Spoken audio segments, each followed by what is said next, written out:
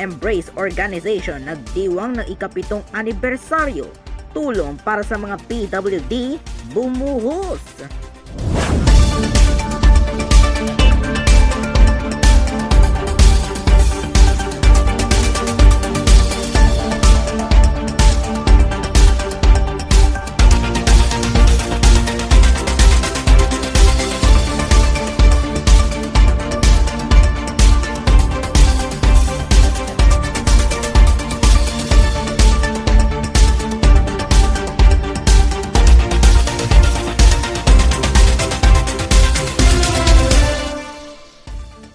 Magandang gabi po. Detalye sa mga pangunahing balita. Pinaghahanda ng National Water Resources Board o NWRB ang publiko sa water service interruption dahil sa epekto ng El Nino.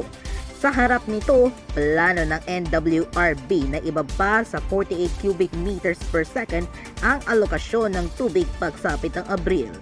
At ayon naman sa NWRB, kailangan nilang magtapyas ng alokasyon ng tubig sa mga water concessionaires upang maiwasan ang shortage sa supply at maiwasan na rin ang maraming water interruption.